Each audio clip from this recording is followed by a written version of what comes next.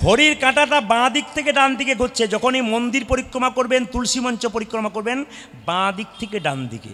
অনেক মায়েরা প্রদীপ দেখান ভগবানকে।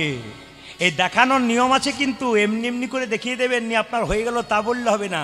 সবাইকে বলে যায় ওম লেখা জানেন? ওম, বাংলায় ওম লেখা যায় না? ওমটা লেখার সময় আপনারা কেমনভাবে ওম লেখেন, সেভাবে আপনাকে প্রদীপ দিতে হবে। এইভাবে নিয়ে, এইভাবে নিয়ে, এইভাবে, সব সময় এইভাবে নিয়ে, এইভাবে নিয়ে, এইভাবে এইভাবে প্রদীপ দেওয়ার প্রত্যেকটার কিন্তু একবারে যুক্তিসঙ্গত ব্যবস্থা করে দিয়েছে আমাদের বৈষ্ণব মহাজনরা। কিন্তু আমরা বুঝি না, আমরা শুনি না, আমরা কীর্তন শুনবো, আমরা জানতে পাবো কীভাবে হয়। ওই যে সকালবেলায় স্নান করে কি পুরুষ কি নারী সবার তুলসী গাছে জল দেওয়ার পরে পরিক্রমা করতে হয়। তাই পণ্ডিত বলেন কি, বৃন্দাবনে গেলে কি দেখবেন মায়েরা? প্রাত হোনে সে যমুনা মে নহায়েঙ্গে, परिक्रमा करके जीवन सफल बनाएंगे। ध्वनि प्रार्थना से जमुना में नहाएंगे, परिक्रमा करके जीवन सफल बनाएंगे। तेरी पूर्ण होगी कामरती जा राधा राधा नाम, तेरी पूर्ण होगी कामरती जा राधा राधा नाम, तेरी पूर्ण होगी कामरती जा राधा राधा नाम, तेरी पूर्ण होगी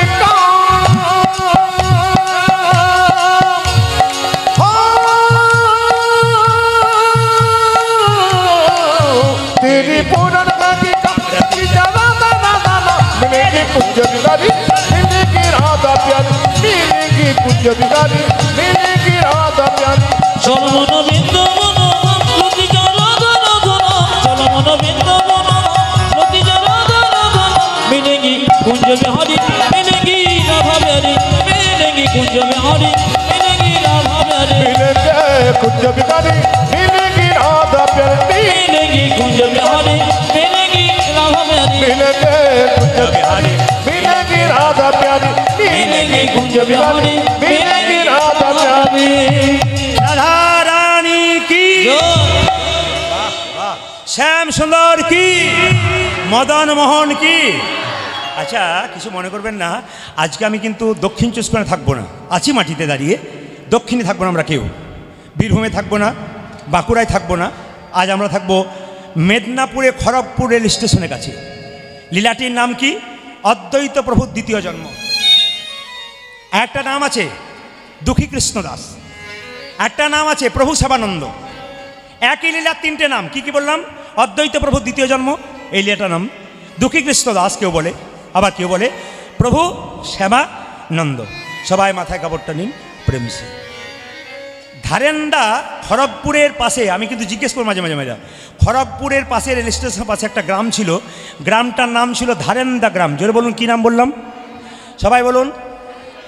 একজন স্বামী স্ত্রী বাস করত, স্বামীর নাম ছিল কৃষ্ণমণ্ডল আর স্ত্রীর নাম ছিল দুরিকা দেবী। স্বামীর নাম কি বললাম? কৃষ্ণমণ্ডল।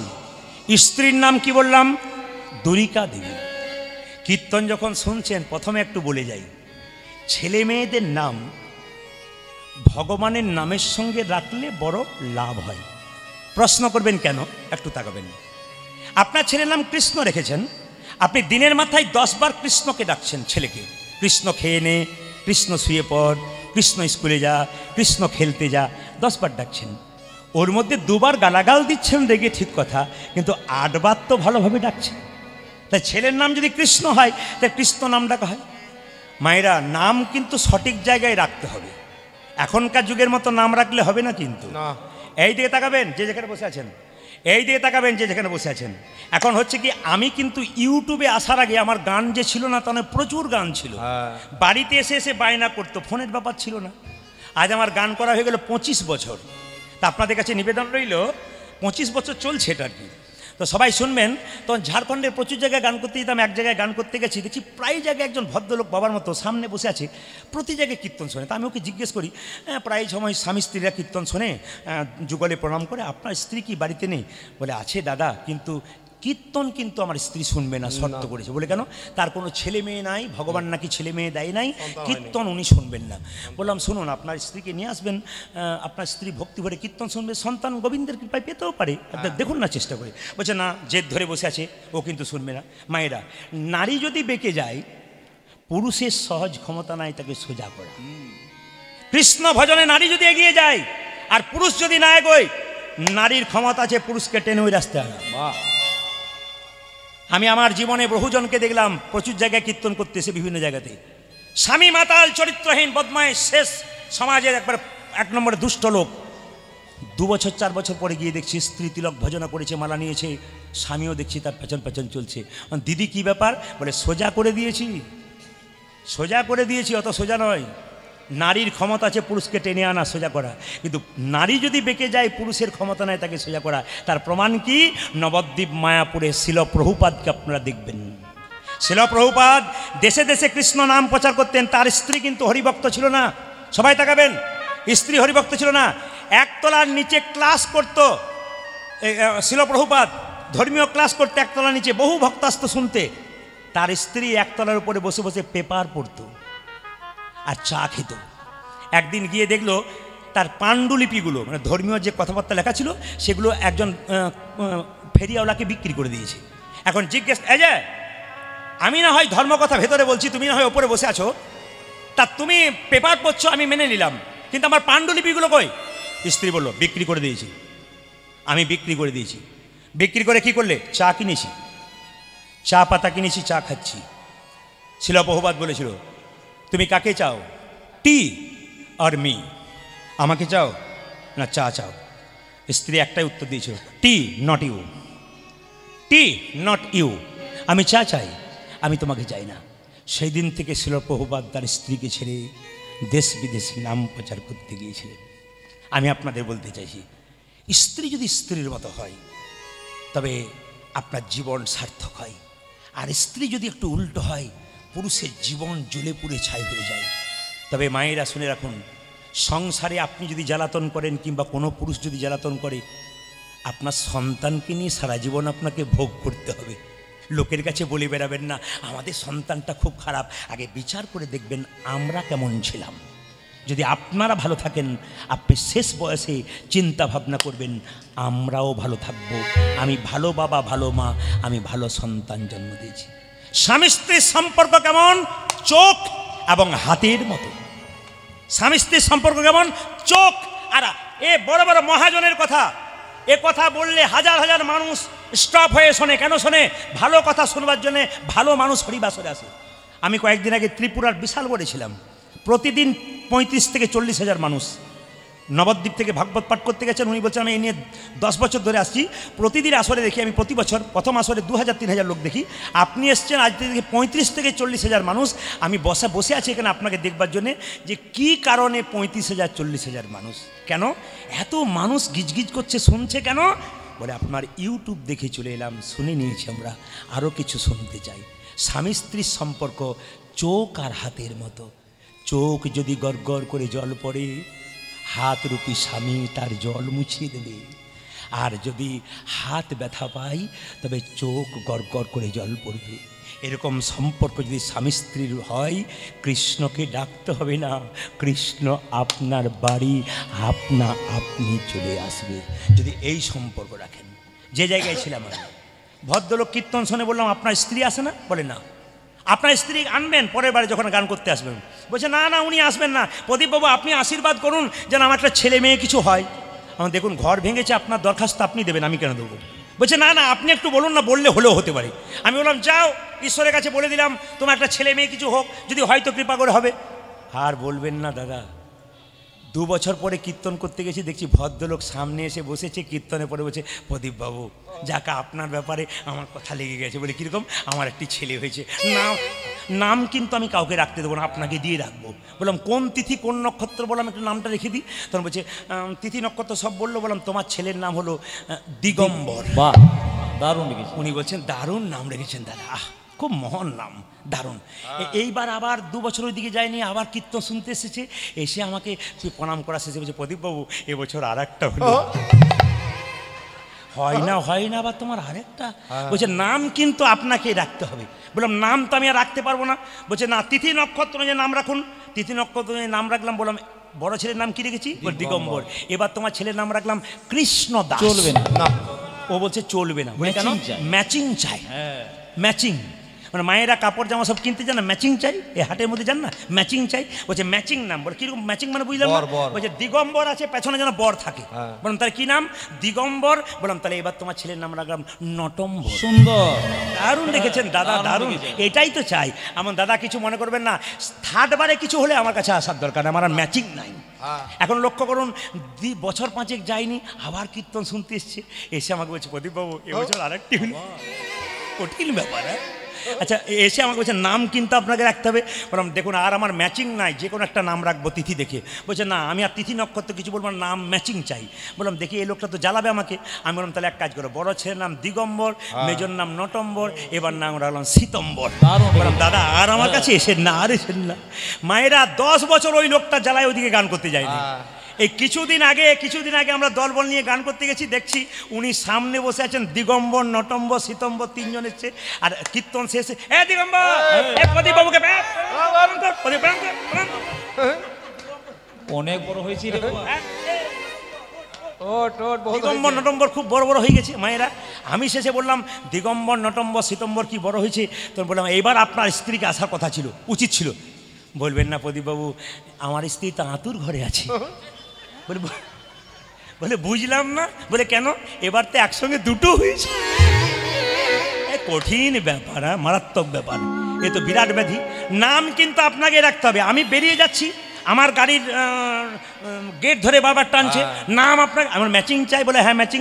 আমি এখন জোরে বলে দিয়ে চলে গেলাম, বড়র নাম দিগম্বর, মেজর নাম নটম্বর, 3 নম্বর সীতম্বর, এবার দুটোর নাম রাখলাম নভেম্বর আর ডিসেম্বর। কি করবেন কোনো উপায় পেল না। নাম কিন্তু ভালো রাখতে হবে ভাইরা। সবাই লক্ষ্য করুন, জগন্নাথ দেব কি, জগন্নাথ দেব কি, জগন্নাথ দেব কি, জগন্নাথ দেব কি। খড়গপুরের পাশে ধারেন্দা গ্রামে 2 জন ভক্ত, স্বামীর নাম কি মণ্ডল বললাম, জোরে বলুন কি নাম? কৃষ্ণ মণ্ডল। স্ত্রীর নাম কি বললাম? দুরিকা দেবী।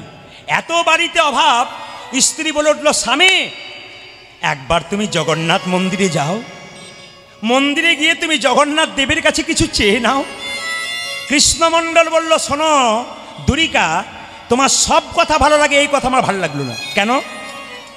ভগবানের কাছে কিছু চাইতে নাই, যে চাই সে অল্প পাই, আর যে চাই না সে এত পাই ভাবতেই পারেনি। ভগবানের মন্দিরে গিয়ে আমরা বলি গাড়ি দাও, বাড়ি দাও, টাকা দাও, পয়সা দাও। মেয়ের বিয়ে হয় নাই, ছেলের চাকরি হয় নাই, মন্দিরে গিয়ে একথা বলার কোনো দরকার নাই। ভগবানের আরেক নাম অন্তর্যামী, তিনি তো জানেন তোমার কি আছে কি নাই। কেন আবার বলবে গাড়ি দাও, বাড়ি দাও, টাকা দাও? কিছুই বলার দরকার নেই, তিনি তো অন্তর্যামী, শুধু ভক্তি দাও, শুধু ভক্তি দাও। ভগবান বললেন ভক্তি সম্পদ কেউ যদি আমার চরণে দেয়, চরণে দেয়, তবে কৃপা সম্পদ আমি তাকে বাড়িয়ে দেব, তাকে বাড়িয়ে দে।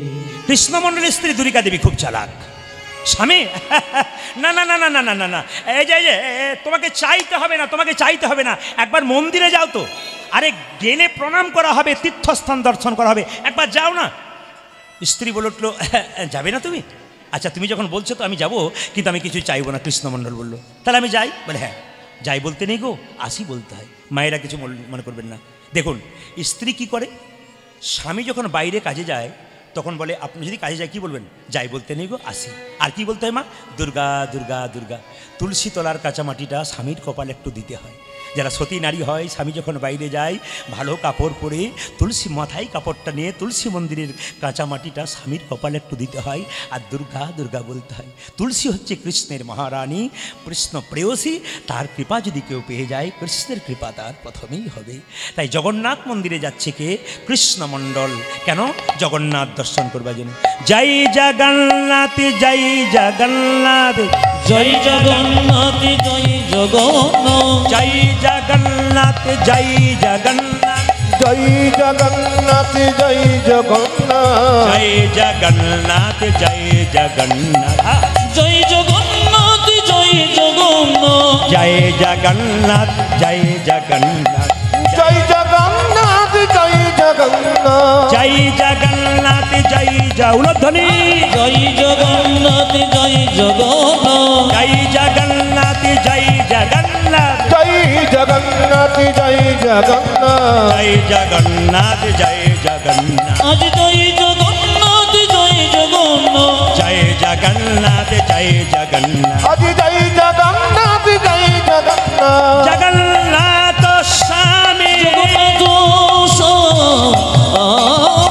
স্বামী নয়ন পথগামী জগন্নাথ স্বামী নয়ন পথগামী জয় জগন্নাথ জয় জগন্নাথ জয় জগন্নাথ জয় জগন্নাথ জয় জগন্নাথ জয় জগন্নাথ জয় জগন্নাথ জয় জগন্নাথ জয় জগন্নাথ জয় জগন্নাথ আজ জয় জগন্নাথ জয় জগন্নাথ জগন্নাথ দেব।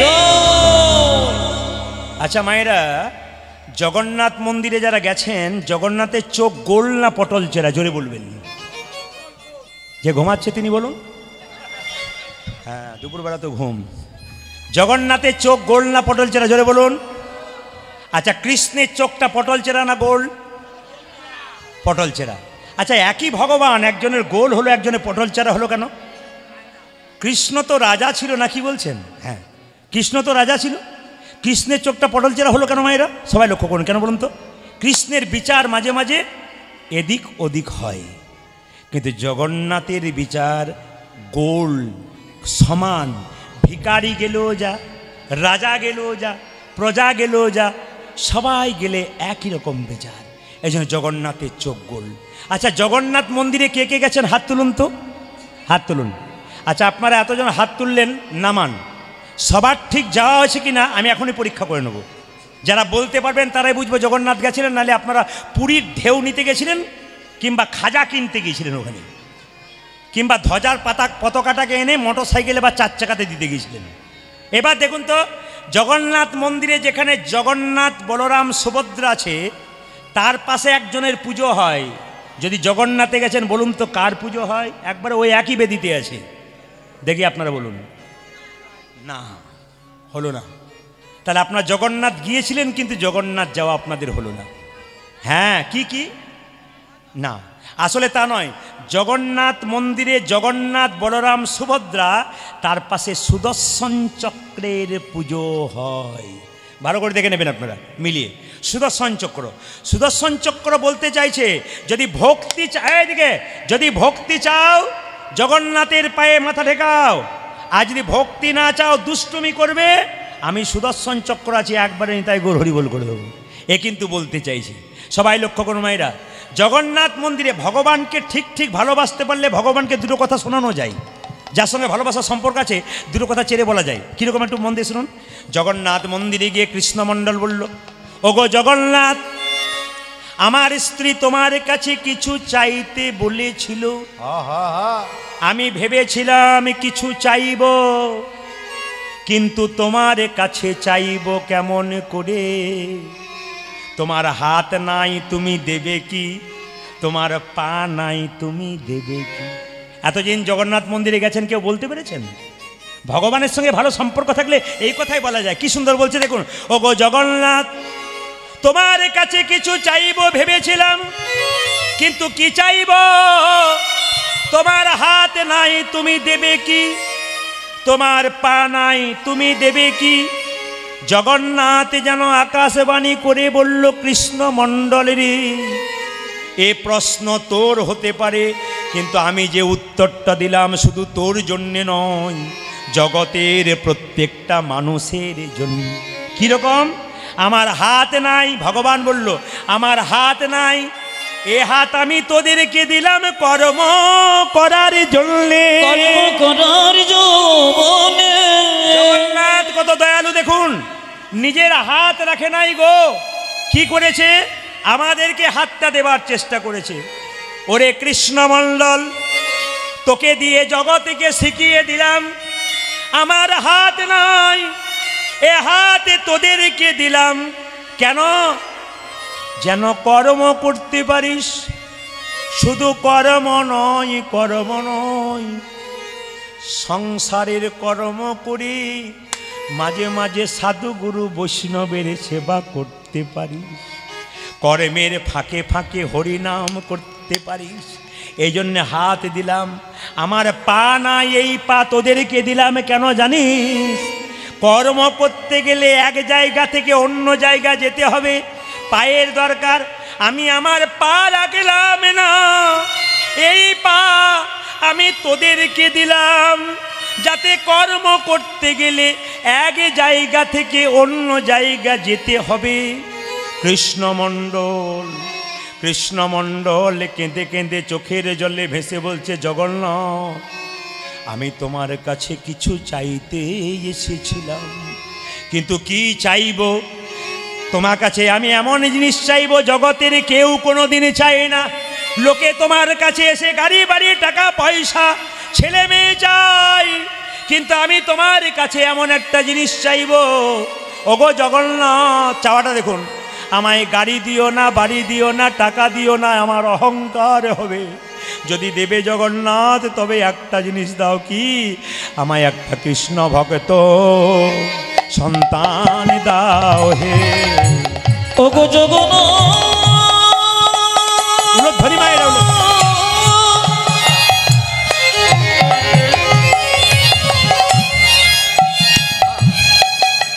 লোকে তো টাকা পয়সা ধনী দৌলতে সবাই চায়, তোমারই তো হাত নাই, তুমি দেবে কি? আমি তোমার কাছে কি চাইবো জানো? আহারে, আমি একটা কৃষ্ণ ভক্ত সন্তান দাও গে। এই অভিলাষ আমার মনে, কৃষ্ণ ভক্ত সন্তান দাও। ও যজ যে যোগিলা